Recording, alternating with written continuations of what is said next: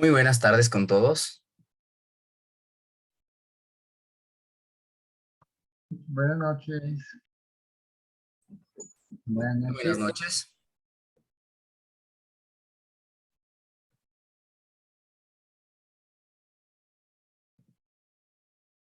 Perfecto. Estaba esperando más que nada a ver si es que se unía alguien más, por eso esperé estos 5 minutos. Bueno, mucho gusto con todos. Mi nombre es Sebastián Cordero. Estoy encargado pues de brindarles la docencia en lo que tiene que ver con micro y macroeconomía para este módulo. Básicamente lo que vamos a ver dentro de estas sesiones es determinar justamente conceptos que están dentro justamente de la microeconomía y de la macroeconomía que nos van a poder ayudar a entender un poco más pues los problemas económicos, nos van a poder ayudar a entender de mejor forma el desenvolvimiento del mercado, de nuestros consumidores, entender un poco más la distribución de bienes, el consumo de bienes, por qué se producen, en qué cantidad, cuánto afecta pues estos temas internacionales como inflación, como el riesgo país, como la apertura a nuevos mercados como son los tratados de libre comercio, a nuestro mercado como tal, a la industria de un país, cuáles son los factores productivos, ¿no es cierto? Pues que están dentro justamente de las industrias como tal. Y esperaría pues que cada uno de ustedes al final de esta asignatura pues puedan comprender de mejor forma a la economía como tal. El día de hoy vamos a empezar con microeconomía. Vamos a empezar con la unidad número 1, el cual habla pues el tema número 1 de la ley de la demanda, cuáles son los determinantes de la demanda y pues la elasticidad también. ¿Sí? Entonces les pido solamente un segundo para poder compartirles la pantalla, por favor.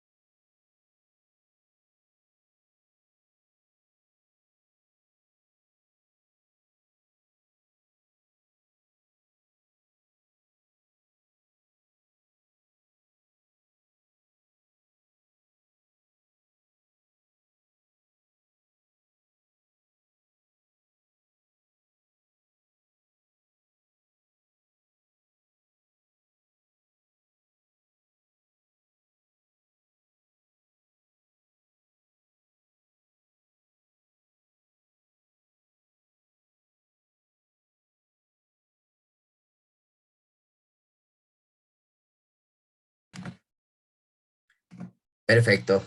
Vamos a empezar, por favor. Cualquier consulta igual me la hacen saber, ¿sí? Entonces, las fuerzas del mercado.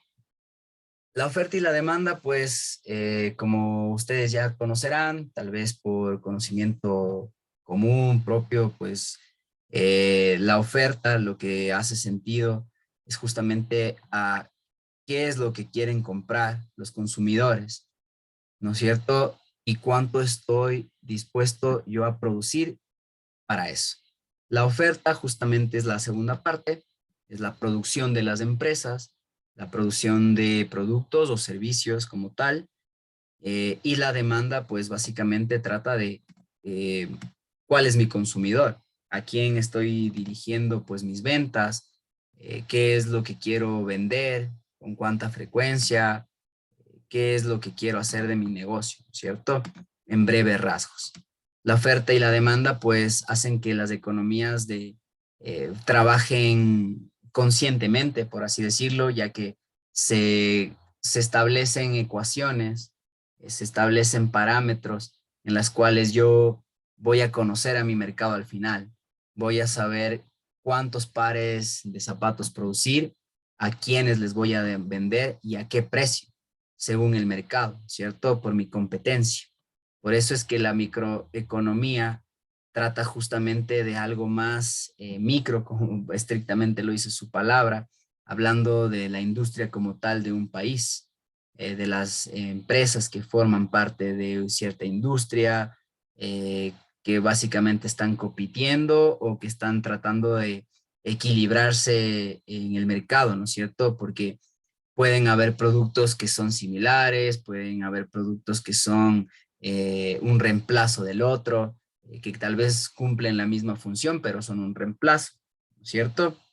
Es por eso que pues siempre los economistas han tratado de usar estas dos palabras dentro de los mercados como tal para poder justamente tener una idea de cómo interactúan, de qué es lo mejor para una empresa en índices de producción, de mercado, de valores, de precios, si es que estoy ajustándome en verdad al mercado que tengo que pertenecer. Todas estas decisiones pues se las va justamente considerando a partir de la revisión de estos dos conceptos. Los compradores determinan la demanda, los vendedores determinan la oferta. ¿Sí? Ahora, las empresas pues por lo general venden bienes, ¿no es cierto? Que serían justamente los ofertantes. Venden mercados, venden productos, perdón, o servicios. ¿Y quiénes son los que compran? Pues las familias que venderían a ser los demandantes, que compran bienes o servicios como tal, ¿sí? Las empresas contratan, es decir, ofertan pues, puestos de trabajo y con la idea de que pues las familias puedan ofrecer o vender, ¿no es cierto?, su trabajo como tal a cambio de una remuneración. Las empresas intervienen en bienes de capital, es decir, invierten en crecer, invierten en la bolsa, invierten en nueva infraestructura, invierten en un nuevo terreno, ¿no es cierto? Es decir, son ofertantes de este tema. Son demandantes, más bien dicho, sí, ellos. Y más bien las familias son las que demandan o piden préstamos, ¿no es cierto? En un cierto punto, pero también invierten dinero en estas empresas como tal. Por eso en esta última diapositiva en mercados de capital, en lo que corresponde a familias existen dos flechas, porque las familias están demandando préstamos, ¿sí? A las empresas en los mercados de capital como tal, ¿sí? Los mercados de capitales pueden llamarse financieras, bancos, cooperativas, ¿sí? Por eso que las familias demandan préstamos y ofertan invertir dinero del otro lado, ¿sí? Los tipos o clases de mercado según la competencia en la economía se clasifican de acuerdo a en qué lado estoy, justamente de la oferta o de la demanda, ¿sí? Si hay muchos o pocos vendedores y compradores. Estas categorías son útiles para estudiar las relaciones entre compradores y vendedores, ¿sí? Es decir, si es que tengo 1 millón de compradores para una Coca-Cola, sé que sí o sí tengo que tener dentro de mi producción la misma oferta. Voy a producir o ofertar la misma cantidad de compradores que tengo. Es por eso que los economistas luego hacen fórmulas para medir este mercado, la cantidad específica, tomando en cuenta varias variables como tal. Pero sin embargo, esto siempre va a estar regulado por los precios, por las pérdidas de utilidad, por la competencia, por los beneficios que me está ofreciendo la competencia o lo que estoy ofreciendo yo, por una variedad de productos, estrategias de mercado, que básicamente aquí entran marketing, promociones, formas de o canales de vender, ¿sí? Que ya no están dependiendo tanto de un precio, ¿sí? Pero al fin y al cabo se toman otras variables como tal. Por eso hablamos de que cuando un mercado está en competencia perfecta, hay muchos compradores y vendedores, y todos están comprando y vendiendo el mismo bien o servicio. Todos los vendedores se ven obligados a vender al mismo precio, ya que si cobran más, perderían ventas hasta sus competidores, ¿no es cierto? Las empresas ya no se vuelven tan competitivas, es decir, no pueden influir en el precio del mercado. ¿Qué tipo de productos se les ocurre que podrían entrar de esto de este mercado de competencia? Tal vez alguien me da un ejemplo.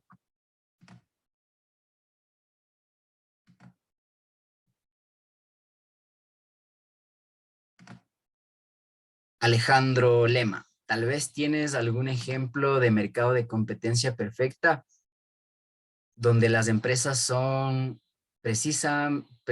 sí, o sea, básicamente no pueden influir en el precio del mercado, todos los vendedores se ven obligados a vender al mismo precio, ya que si se cobraran más, perderían ventas ante sus competidores. Tal vez se te ocurre algún ejemplo. Buenas noches, ingeniero. Bueno, no tengo mucho conocimiento sobre esto, pero imagino que los productos de canasta básica podría ser un ejemplo, porque si veo que un lugar está más barato, obvio que me voy a ese lugar más barato. Ya, tal vez hay alguna otra persona que tenga otro comentario.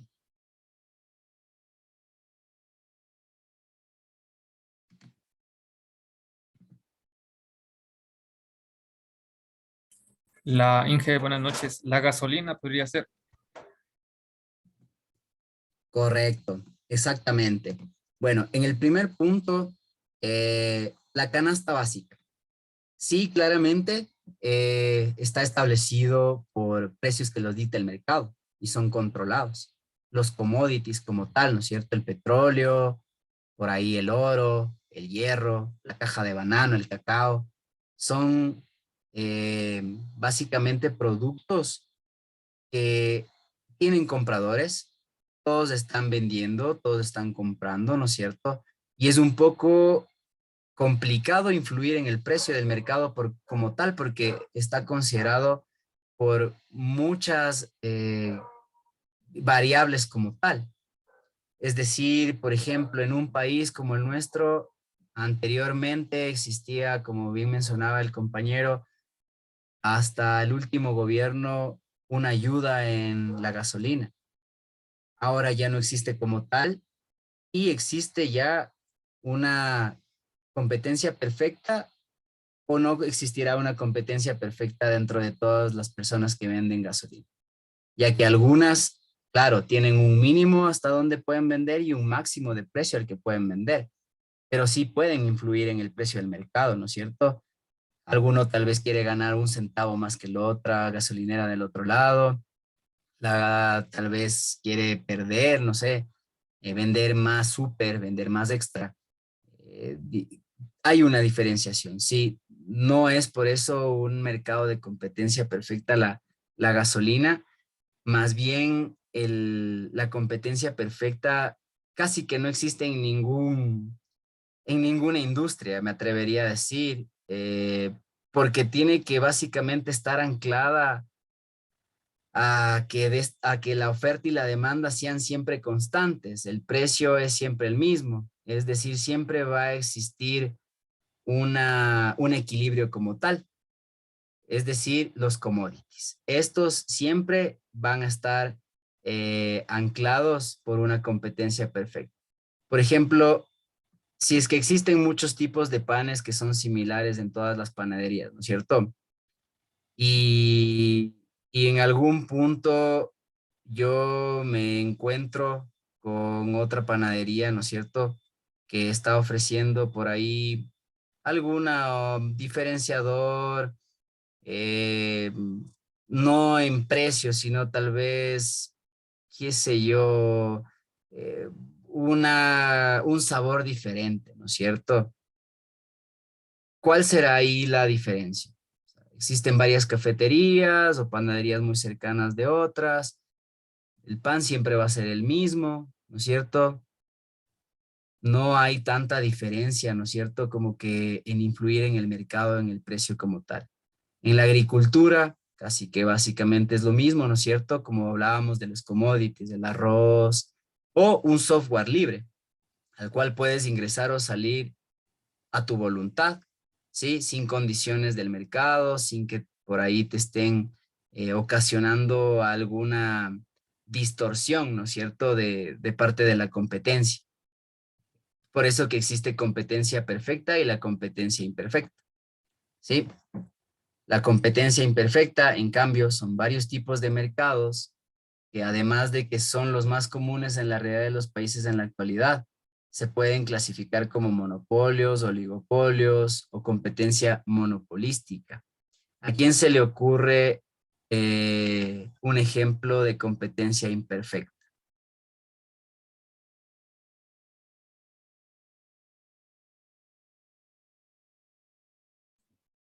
Las cadenas de supermercado tal vez vienen a ser como un monopolio. Correcto, un agente económico, ¿no es cierto? Tiene la capacidad de modificar el precio de los productos acorde a su voluntad. La principal meta es llegar al precio más conveniente para que la parte determinante de compra, por así decirlo, del consumidor sea el precio, ¿no es cierto? Por eso se vuelve imperfecto. Cuenta con un número limitado de empresas que pueden competir como contra ellas. Tal vez la luz eléctrica, ¿no es cierto? No existe porque, bueno, en este punto es público. Si existiera una empresa privada, tal vez ahí va a existir una oferta y una demanda distinta. Tal vez esta empresa dice, no sé, yo les voy a cobrar el kilovatio hora más barato y la empresa eléctrica nacional cobra más caro. Ya existe una competencia imperfecta, ¿no es cierto? Porque al fin y al cabo es el mismo producto, pero estamos tratando de diferenciarlo o de tener una diferenciador que ni siquiera los vendedores, los compradores puedan identificar, ¿no es cierto? Tanto los vendedores como los compradores cuentan con diferente información sobre el producto, por lo que existe una información común, ¿no es cierto? O sea, es decir, la luz me va a ayudar para básicamente su función principal, así le compre a la una empresa o a la otra empresa, básicamente ahí la competencia es por un precio, más que sea el mismo producto que no se puede diferenciar por un tema de causa, como los costos de producción, las barreras de entrada, la publicidad que yo le hago, ¿no es cierto? Como consecuencia, la competencia imperfecta puede causar ineficiencia que se encuentra directamente ligada al alza exagerada de precios o a los bajos niveles de producción, ¿no es cierto?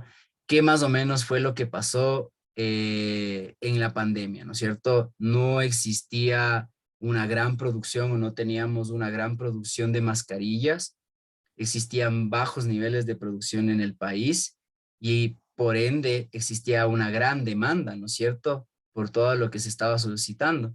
¿Y qué pasó? Hubo un alza exagerada de los precios. Ahora que ya hay una producción muchísima más grande, ¿qué ha pasado con los precios de justamente de estos productos? La competencia imperfecta puede perjudicar justamente por eso a los consumidores, ya que ellos no conocen, no tienen la capacidad de establecer los precios o limitar la producción de los productos, ¿no es cierto? En la competencia imperfecta puede perjudicar a los trabajadores, disminuyendo el número de empleos, la remuneración salarial, ¿no es cierto? Cuando no existe, cuando en el mercado solo existe uno o pocos compradores del producto. Sí, es por eso que habla justamente de monopolios, un solo oferente, una empresa de servicio eléctrico, el oligopolio, algunos pocos oferentes. ¿Cuáles serán unos pocos oferentes? Los bancos, ¿no es cierto? Empresas de tarjetas de crédito, cooperativas. ¿Qué es un monosonio? Un solo demandante, ¿sí? ¿Qué se les ocurre dentro de un ejemplo de una empresa que solo tenga un demandante? Es decir, que el comprador solamente va a ir a esta empresa a que podamos obtener esto. Por ejemplo, la fabricación de armas, ¿no es cierto?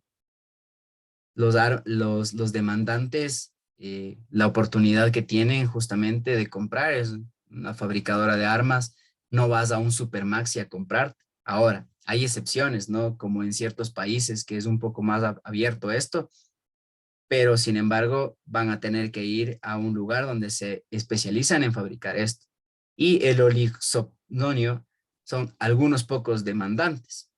Es decir, puede ser de las dos caras de la moneda. Puede ser algo que está muy caro, ¿no es cierto? Que puedo tener muy pocos compradores. Puede ser algo como empresas que venden aviones, por ejemplo, ¿sí? Una empresa que vende avión no le va a vender al común de los corrientes justamente esto, ¿no es cierto? Es decir, va a establecer desde su mercado, ya sabe que tiene 5 millones de millonarios en el mundo y a los cuales les puede ofrecer aviones y se le acabó su demanda, ¿sí? Por eso es que el monopolio habla justamente de cuando una empresa controla toda la oferta y hay muchos compradores, ¿sí? Este fija el precio, maximiza sus ganancias.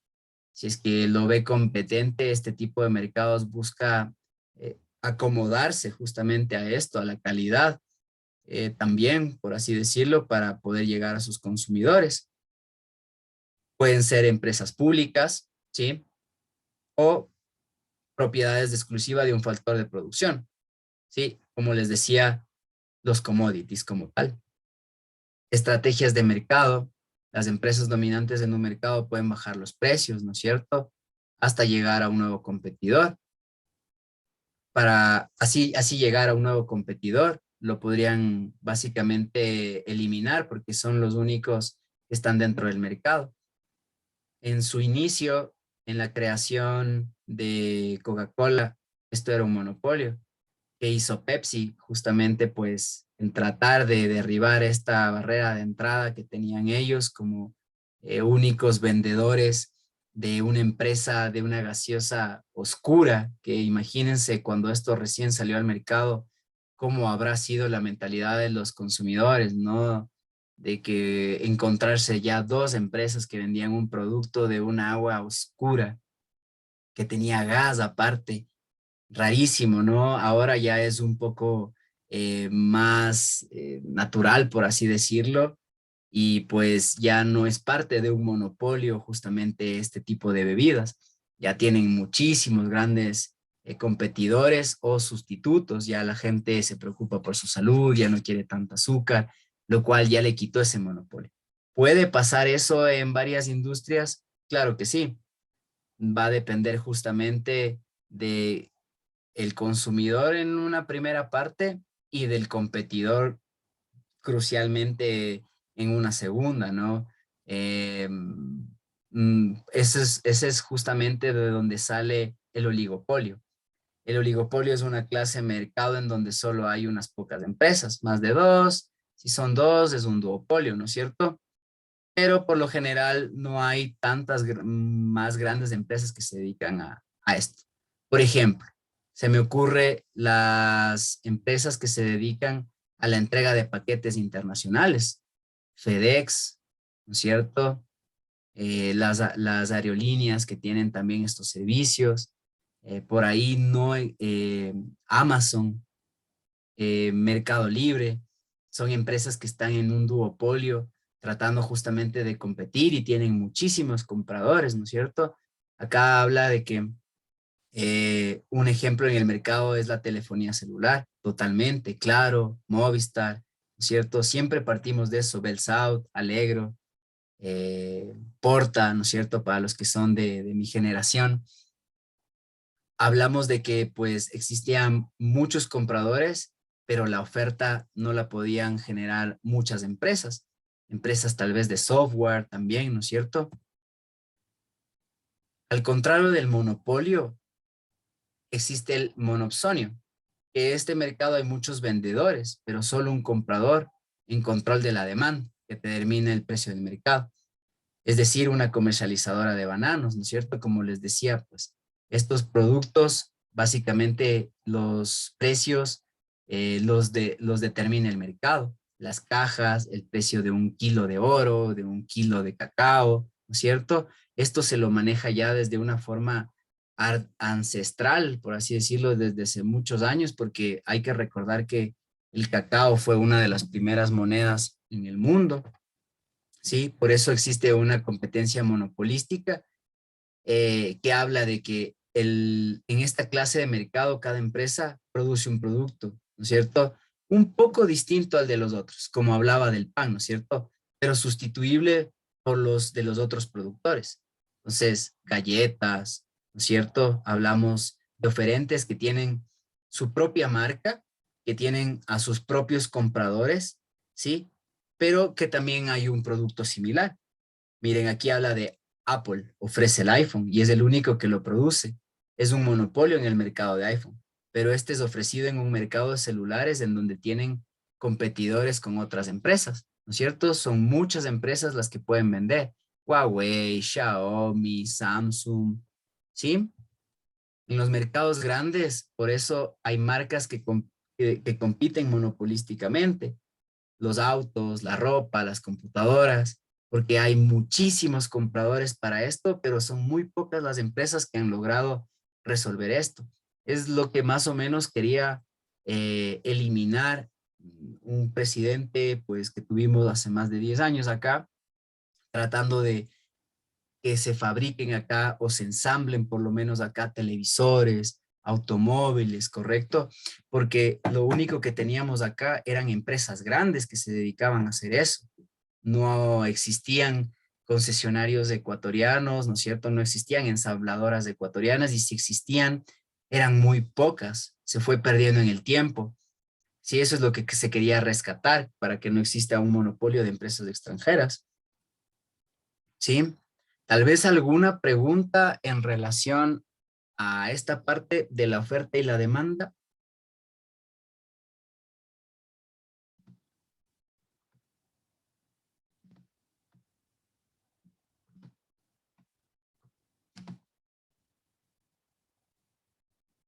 Correcto. Si es que no hay ninguna pregunta, voy a seguir avanzando, ¿sí? Ahora, ¿cuáles son los determinantes de una demanda? ¿No es cierto? ¿Qué es lo que hace que un, un común y silvestre comprador pues quiera interesarse, ¿no es cierto? O cómo lo ve desde la economía justamente este tema. Y pues empezamos con el tema de la ley de la demanda, ¿sí? Que básicamente habla de cuál es la cantidad de un bien o servicio que los consumidores están dispuestos a comprar, ¿cierto? O que pueden comprar en un cierto periodo de tiempo, ¿no es cierto? Establece que manteniendo todo lo demás constante, es decir, que la cantidad demandada de un bien disminuye cuando el precio del bien aumenta, ¿sí? La tabla de la demanda es una tabla que muestra la relación entre el precio de un bien y la cantidad de la demanda del mismo, ¿correcto? Entonces, aquí al mano izquierda me dice, tengo el precio de una lata de refresco en euros a 0 euros. ¿Cuál es la cantidad demandada de latas de refresco? Obviamente, al ser gratis, voy a tener 60,000 personas que quieren tener este refresco. Ah, mira, ahora ya me cuesta 30 centavos. Ya 10,000 personas dijeron que no quieren pagar 30 centavos, solo me quedo con la cantidad de 50,000. Mira, voy al último, tengo $1,80. Parece que nadie me quiere comprar ese precio. Tal vez estoy siendo muy caro, tal vez no tengo la misma calidad, tal vez el competidor, los precios de mi competidor son menores, tal vez tengo un producto sustituto por el cual puedo reemplazar mi precio de lata de refresco. Tal vez me cuesta $1,80 una agua con gas que prefiero tomármela, ¿sí? Y por eso voy a tener más demandantes.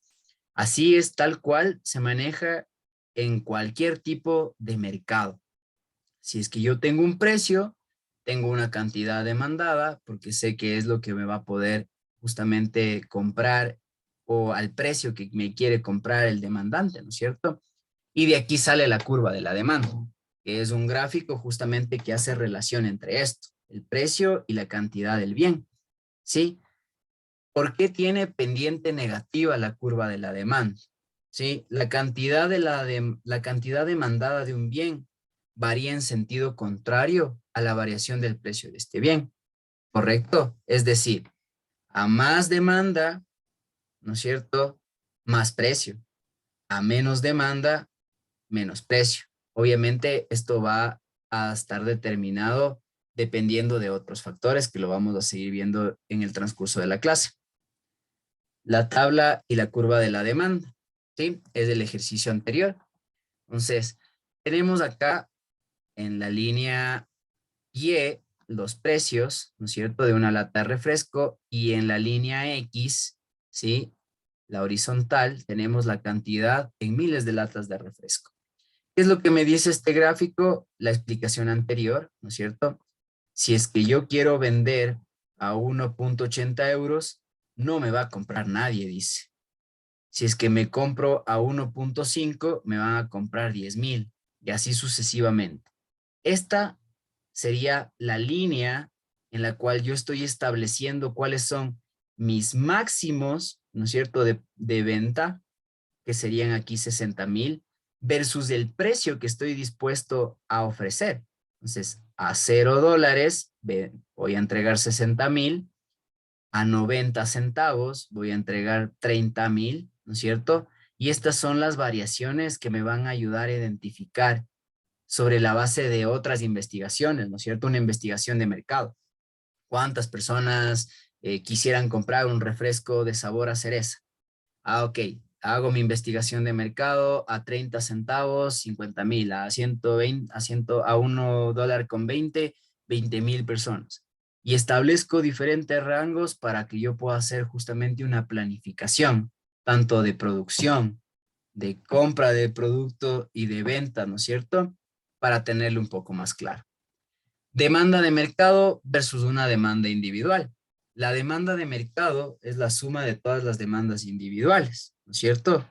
La curva de demanda de mercado muestra cómo varía la cantidad total demandada de un bien, cuando varía su precio, mientras se mantienen constantes todos los demás factores, que es lo que les he venido diciendo, ¿no? La publicidad, la competencia, eso básicamente habla porque cuando tú comienzas a meter un poco de estas variables dentro ya de la economía o de la demanda, pues puedes afectar justamente esta curva. Justamente por eso dice que gráficamente la curva de la demanda de mercado se obtiene sumando horizontalmente las curvas de demandas individuales, que es la suma de cantidades a cada precio. Ya lo vamos a ver más adelante en un ejemplo. ¿Sí? Los movimientos a lo largo de la curva de la demanda justamente son o se generan por un cambio del precio. Los cambios en la cantidad que voy a demandar van justamente a cambiar por el precio. Entonces, como pueden ver, aquí tengo diferentes tipos de precios. Mi curva podría estar aquí, ¿no es cierto? Voy a intentar hacer un ejemplo de lo que ya vamos a ver más adelante. Voy a dibujar. ¿Sí? Yo podría tener mi curva de la demanda aquí así, ¿cierto? Entonces, si es que ya estoy haciendo mi curva de la demanda aquí, estoy diciendo que para mi producto como tal, yo tengo 10,000 compradores de refrescos que me van a comprar a $1.50. Esto fue el resultado de mi investigación de mercado o de las ventas históricas que yo he tenido, ¿no es cierto? Del conocimiento que yo ya pude tener tal vez de un mes o 2 meses de lanzarme a la venta. Entonces, por aquí podríamos tener nuestra curva. O podríamos tener nuestra otra curva acá, ¿no es cierto? En el caso de que yo diga, voy a vender 40,000, pero les voy a vender a 60 centavos, ¿sí? Eso es lo que me habla justamente, o esa es la curva de la demanda. Ahora, perdón, voy a borrar esto de acá un segundo. Perfecto. Ahora, Esto es lo que nos decía, ¿no es cierto? El movimiento a lo largo de la curva de la demanda causados por un cambio del precio del bien generan cambios en la cantidad demandada. Siempre van a estar ancladas la una con la otra. Es decir, un cambio en el precio del bien genera un movimiento a lo largo de la curva de la demanda. Esta sería la curva, ¿no es cierto? ¿Sí? ¿Cuál es el cambio de A a B? Si es que yo tengo acá, perdón, si es que yo tengo acá 10,000 a un precio de $1, pero digo, no, ¿sabes qué? Voy a producir el próximo mes menos, voy a producir solo 5,000, pero para que mis ingresos y mi empresa no tenga problemas financieros, le voy a subir el precio a 2. Total, termino ganando lo mismo. A $2 por 5,000, ¿no es cierto? Hago 10,000. Si vendo a $1, pero vendo 10,000 unidades, hago los mismos 10,000, ¿sí? Lo único que cambia acá es la cantidad demandada. Eso es lo que, pues, con lo que trabajan los economistas, pues, para entender justamente el mercado. Y también la variación en el precio del bien. Porque puede que, digamos acá, mi competencia está vendiendo a $2, ¿no es cierto? Pero está vendiendo solo 5,000. Yo soy más fuerte porque estoy vendiéndole a uno, pero estoy vendiendo 10,000. ¿Cuál es la diferencia que existe entre esas dos empresas? El precio, ¿no es cierto? Como tal, pero ¿qué puede haber más detrás de ese precio?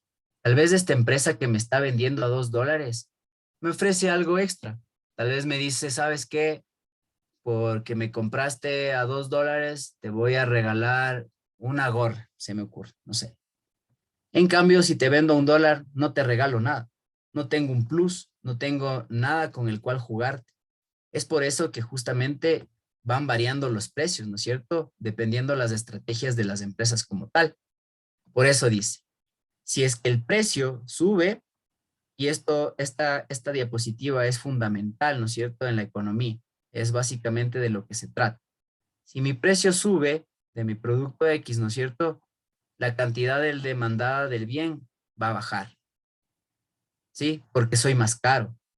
A menos de que tenga obviamente algún plus acá que haga que el precio no se vea tan fuerte, ¿sí? Como les daba el ejemplo anterior. Pero si mi precio baja, ¿cierto? Si es que soy más barato, mi cantidad demandada del bien va a aumentar, ¿sí?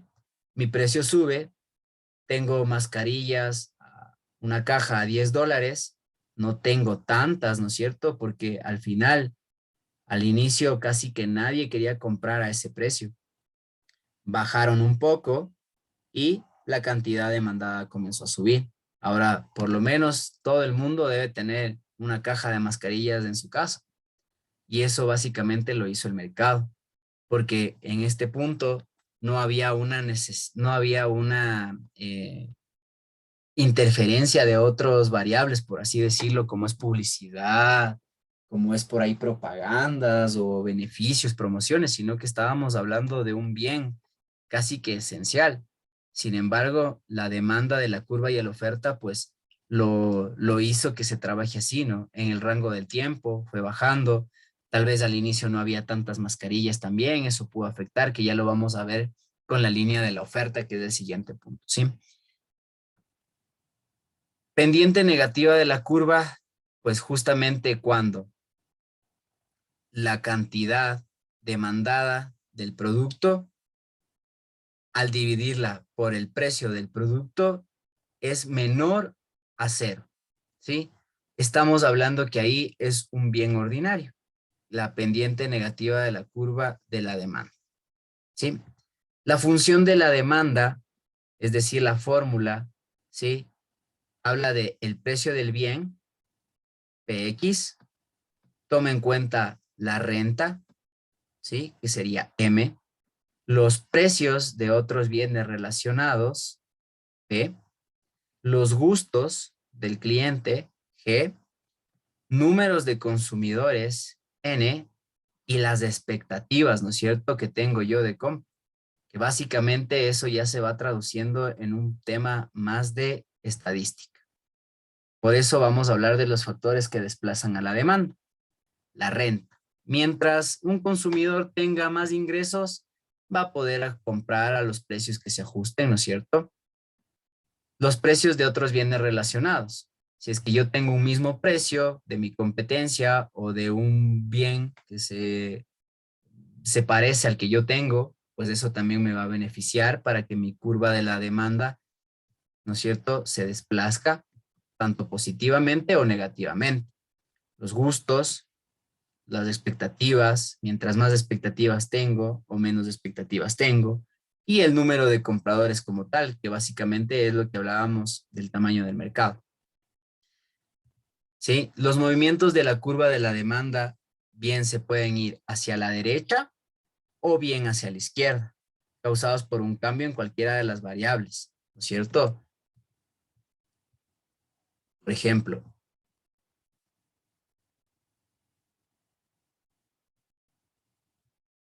aquí lo voy a poner. Por ejemplo, voy a graficar aquí para que podamos ver eso. ¿Sí?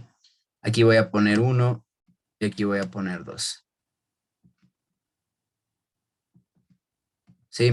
Digamos que yo quiero 3, ¿no es cierto? Entonces, acá voy a tener que seguir haciendo una línea más grande, ¿no es cierto? Porque voy a ofrecer más cantidad. ¿Y qué va a pasar con mi precio? Si es que yo he aumentado la cantidad, mi precio va a mantenerse. Si es que yo veo que es así, ¿no es cierto? Se va a poder mantener. Es decir, lo voy a poder dejar aquí. O voy también a incrementar mi precio, ¿no es cierto? Capaz voy a vender las 3,000 a $2. Ya no voy a venderles a $1. Entonces mi curva de la demanda va a estar aquí, ¿no es cierto? Es decir, que mi nueva línea de la demanda ya no va a cruzar por aquí, en estas de acá, sino que voy a tener que graficar una nueva línea, ¿no es cierto? Y esta nueva línea lo que va a hacer es desplazarse a la derecha. Hoy no se desplaza, permítame un segundo. Exacto. Voy a tener una nueva línea acá, ¿no es cierto? Entonces, ¿qué es lo que pasó? De tener esta línea de aquí roja, me desplacé a la derecha y tengo una línea verde porque quiero vender más al mismo precio. Puede ser a 1 o a 2, pero eso hizo que básicamente mi línea de la demanda se vaya a la derecha. Lo mismo va a pasar del lado contrario. Voy a vender a 50 centavos, ¿no es cierto? Voy a tener aquí mi línea y mi curva se va a desplazar más a la izquierda, ¿correcto? Eso es lo que nos estaba diciendo justamente en esta diapositiva. Por eso dice que a más renta, más demanda. Obvio, tengo más dinero para poder demandar más productos. Si es que tengo menos dinero, menos renta, puedo demandar menos productos, ¿no es cierto? Si los precios de los bienes relacionados con el bien en cuestión, ¿sí? Es decir, bienes sustitutos. Cuando al variar el precio de uno de ellos, varía la demanda del otro en el mismo sentido, ¿no es cierto? Son sustitutos.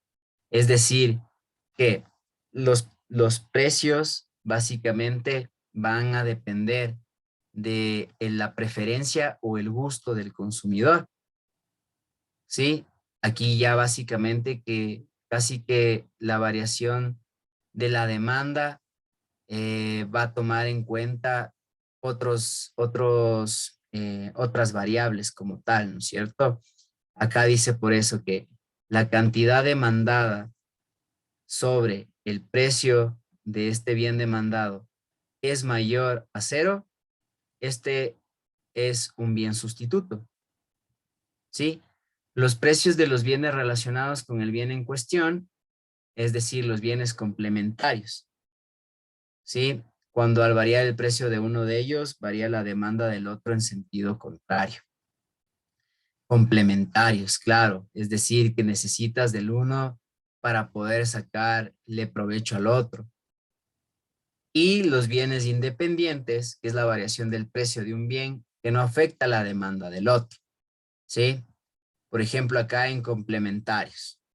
Si es que yo necesito una, para poder hacer pan, harina, ¿no es cierto? Y también necesito otros tipos de complementos para poder realizarlo. Son bienes complementarios. Varía la demanda del otro en sentido contrario, ¿no es cierto? Porque si es que yo necesito harina para poder hacer pan y veo que el precio es de $1, pero también yo necesito de huevos, ¿no es cierto? Y veo que los huevos están más baratos, ¿no es cierto? Al variar el precio de uno de ellos, varía la demanda del otro en sentido contrario. Es decir, si necesito, lo voy a poner con un ejemplo para que sea más fácil. Si yo necesito comprar para hacer un pan, 5 huevos y 1 kilo de harina, ¿no es cierto? El kilo de harina me cuesta $5 y los 5 huevos me cuestan $1. ¿Qué irá a pasar? Cuando al variar el precio de uno de ellos, ¿será que varía la demanda del otro en sentido contrario? Claro, porque si es que me sube la harina a $6, ya no voy a poder comprar con la misma renta que tenía los mismos 5 huevos, porque ya me subió el precio de un bien.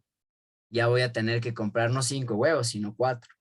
Es decir, voy a producir menos, ¿sí? Esa es la variación que puede existir cuando son complementarios. Siempre vas a necesitar un bien o dos para crear algo, ¿no es cierto? Más bien dicho, dos para que sean complementarios y el uno va a depender del otro para que esto se pueda justamente integrar a la producción como tal. Y existen los bienes independientes. La variación del precio de un bien no afecta la demanda del otro, ¿sí? ¿A quién se le ocurre un ejemplo de un bien independiente?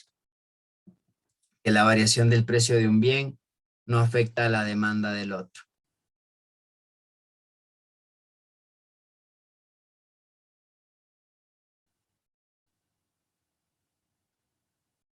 Por ejemplo, son industrias que no tienen nada que ver la una con la otra. Por ejemplo, zapatos y leche. Ambos bienes satisfacen necesidades, ¿no es cierto? Son distintas, por lo que el mercado no espera ninguna reacción de si es que un precio sube de los zapatos y si es que el otro precio de la leche baja, porque básicamente cumplen distintas funciones, satisfacen diferentes necesidades. Y si es que yo subo el precio del zapato, no creo que le afecte nada al productor de leche. Es el caso anterior, todo lo contrario, ¿no es cierto? Si es que yo subo el precio de la harina o hasta de la gasolina, como vemos en nuestro país, ya se subió el precio de la harina, ya se subió el precio de los vegetales, ya se subió. Son bienes complementarios, ¿sí? Necesita un transporte de por medio, necesita un gasto de por medio. No va a ser lo mismo, por ejemplo, vender 5 kilos de camarón en el mercado del puerto de Muisne que comprar 5 kilos de camarón en el mercado de Iñaquito. Son totalmente iguales los productos, ¿no es cierto? Sí, pero lo que va a pasar aquí básicamente es que al ser bienes que están afectados por otros variables, por así decirlo, van a sufrir un cambio en la demanda o en el precio, ¿sí? Estos son los otros factores que afectan a la demanda. Los gustos, el número de compradores, las expectativas y etcétera, que es uno de los ejemplos que les acabo de dar ahorita. Los gustos, ¿qué pasa si es que yo dejo de consumir pan de un día al otro, me vuelvo deportista y ahora ya solo quiero consumir galletas fitness? ¿Qué va a pasar con la panadería, no es cierto? Va a tener menos compradores. Las expectativas igual. Entonces todo va variando. El desplazamiento de la demanda es justamente eso. Es el ejemplo que les hacía anteriormente. ¿Sí? Tal vez alguna duda en relación a la ley de la demanda.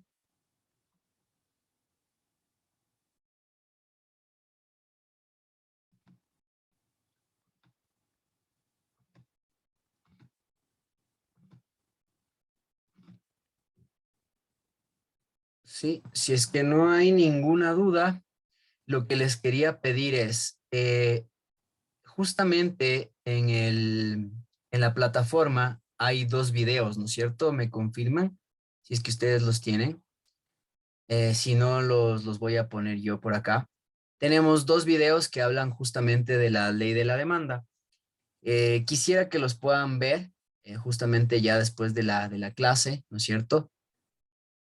Para que podamos entender un poco más de lo que trata la ley de la demanda y en breves rasgos. Y quería pedirles también que puedan darse lectura de este documento que igual lo van a encontrar en su plataforma, que habla también de la ley de la demanda y que habla de la elasticidad del precio de la demanda, porque con esta materia vamos a empezar en la próxima clase, ya que faltan pocos minutos para terminar esto. Eh, una vez que hayan leído este documento de la elasticidad de la demanda, quisiera que me puedan traer preguntas, ya que esto pues básicamente son conceptos que se trabajan más ya con ejemplos, vamos a poder entenderlo de mejor manera así, pero sí es fundamental que primero puedan entender o tener un poco de conceptos antes previo para que puedan entender un poco más de lo que sería esto, ¿sí?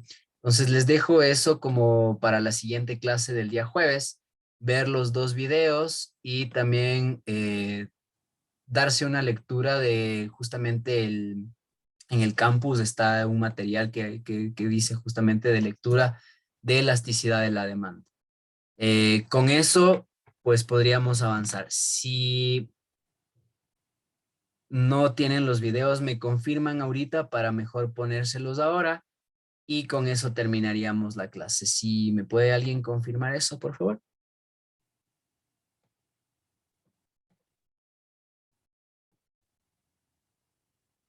Sí están los videos, perfecto. Son dos, ¿no? Es el 1.14 y el 1.15 que hablan de la ley de la demanda. Y el documento de lectura es la elasticidad de la demanda. Sí, con eso vamos a empezar la próxima clase haciendo preguntas y después vamos a entrar a la ley de la oferta, que básicamente es lo opuesto, ¿no? Que serían los compradores como tal. Ahora hemos visto que la demanda, pues básicamente depende de algunos factores, que no todos, pues siempre tienen que ver con el precio como tal, ¿no es cierto? Como pues lo interpretamos de una forma muy general o muy global.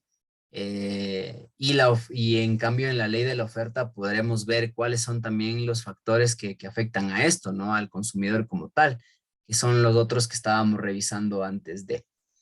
Esperaría igual esta semana enviarles y subirles a la plataforma las tareas que vamos a tener en el transcurso de esta asignatura para que puedan irla resolviendo igual. Y les voy a dejar mi número de teléfono en el chat por si alguno llega a tener alguna consulta y pues dejo abierto ahí el acceso para que me puedan mandar un mensaje o llamarme. Con todo gusto pues podemos ahí ayudar. Si es que no hay ninguna otra pregunta, les agradezco por su tiempo. Eso sería la primera unidad, el primer tema de la ley de la demanda y seguiríamos avanzando el día jueves con la siguiente parte. Les agradezco mucho por su tiempo. Si es que tienen alguna duda, me lo pueden indicar ahora, por favor.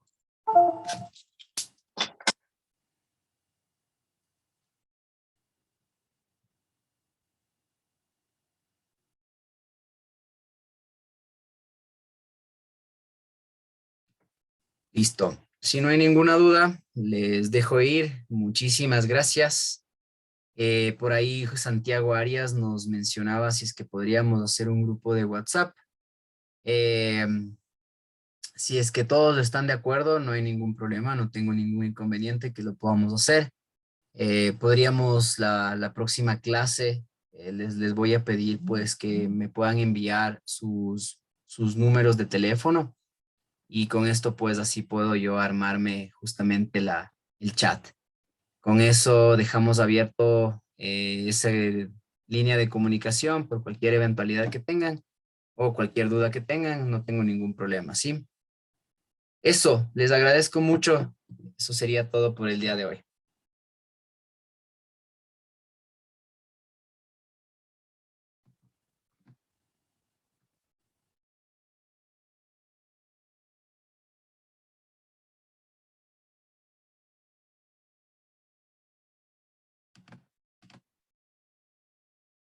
Muchas gracias con todos.